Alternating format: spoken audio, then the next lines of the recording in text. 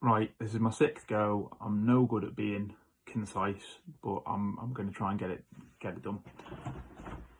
So my first memory of iCue, when I first thought about that, I thought about an Easter session at the Tommy Lucas back in the early days, and the kids upstairs in the bar area watching Champions League highlight footage, and we gave them some tasks around that. But actually, when I've reflected on it, my real first memories of iCue were coffees with Ben, when it was just an idea and talking about what it might look like as a thing, and what else was out there for people and for young lads and young girls and players to do on the island, and how this might be something different and something actually to build on the brilliant infrastructure that's already there for kids who play football on the island.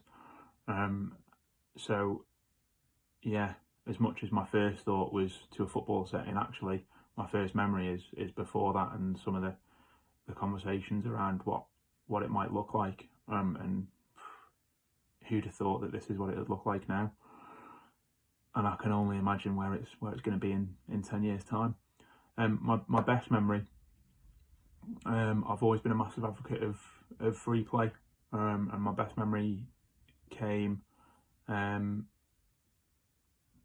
this summer just gone, up at Balafletcher, in the free play sessions. And what we'd done is the kids had just done a session on beating players 1v1, and it was quite tight and quite intense, and they were just going for it, real high energy.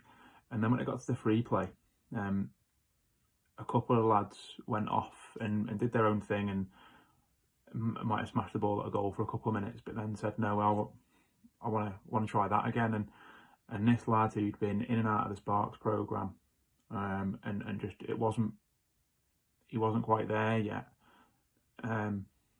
almost saw a penny drop in him, and something changed, and he was like, no, I really want to do this. And he practiced this thing that he wanted to get with his mate, and eventually he rainbow flicked it over his mate 2 or 3 times in a row, just in a 1v1, and scored. And I think free play's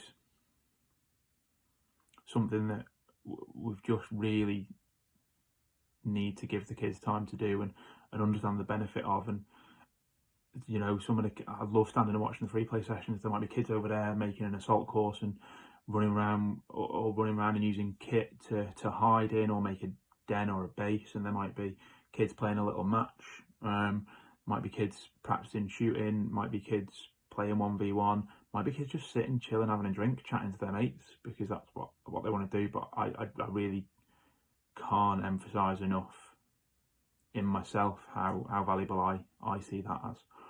And then my funniest memory was, it's actually with Jacko who nominated me, so thanks for that, Sean. My funniest memory was when Sean was starting out on his coaching journey.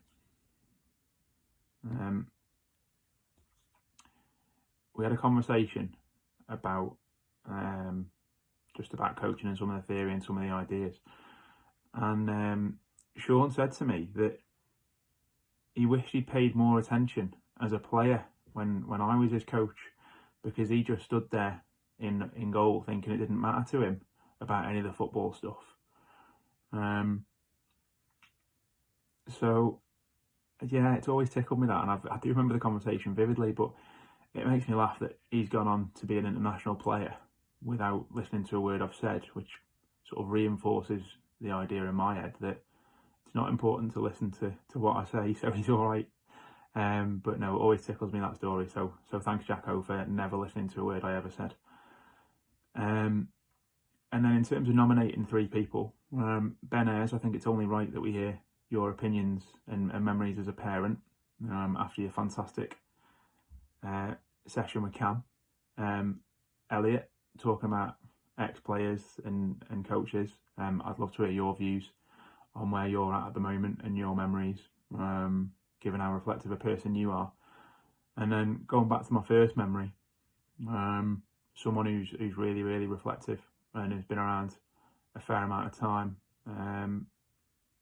I'd love to hear Andy Gosnell's thoughts and memories about iCue.